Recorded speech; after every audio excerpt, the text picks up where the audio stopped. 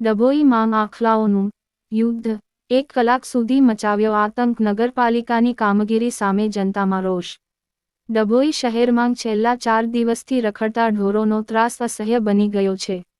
શહેરના વ્યસ્ત ગણાતા રેલવે ફાટક અને રાણાની હોટલ પાસે ગત રાત્રે 2 આખલાઓ વચ્ચે સર્જાયેલા ભયાનક જંગને કારણે 1 કલાક સુધી અફરાતફરીનો માહોલ રહ્યો હતો।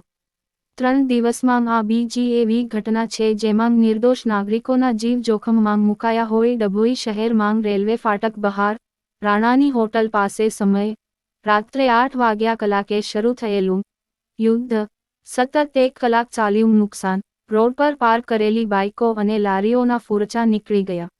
ભયાનક દ્રશ્યો અને લોકોમાં ફફડાટ। પ્રાપ્ત વિગતો અનુસાર ગત રાત્રે 2 કદાવર આખલાઓ અચાનક સામસામે આવી ગયા હતા અને એકબીજા સાથે શિંગડા ભેરવી યુદ્ધે ચઢ્યા હતા। આ લડાઈ એટલી હિંસક હતી કે આસપાસના વાહનચાલકો અને રાહદારીઓ થંભી ગયા હતા। આખલાઓ લડતા લડતા પાર્ક કરેલા વાહનો પર પડતા વાહનોને ભારે નુકસાન થયું હતું। ગભરાટના માર્યા કોઈ નજીક જવાની હિંમત કરી શકતું નહોતું। સ્થાનિકોએ પાણીનો મારો ચલાવી આખલાઓને છૂટા પાડ્યા। લાંબા સમય સુધી આતંક મચાવ્યા બાદ સ્થાનિક લોકોએ હિંમત ભેગી કરી આખલાઓને છૂટા પાડવા પ્રયાસો કર્યા હતા। લોકોએ લાકડીઓ અને પાણીનો મારો ચલાવ્યો હતો, તેમ છતાં આખલાઓ કાબૂમાં આવતા નહોતા।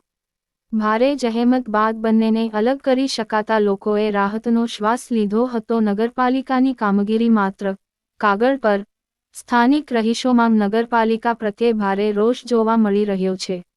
લોકોના આક્ષેપ મુજબ ઢોર પકડવાની ઝુંબેશ માત્ર 1-2 દિવસનો દેખાડો બનીને રહી ગઈ છે। શહેરના મુખ્ય માર્ગો અને રહેણાંક વિસ્તારોમાં ઢોરોનો જમાવડો દિન પ્રતિદિન વધી રહ્યો છે। વારંવારની રજૂઆતો છતાં તંત્ર દ્વારા કોઈ નક્કર આયોજન કરવામાં આવતું નથી। નગરજનોનો શું? નગરપાલિકા કોઈ મોટી જાનહાનિ થાય તેની રાહ જોઈ રહી છે। તંત્ર કુંભકર્ણની નિદ્રામાંથી ક્યારે જાગશે?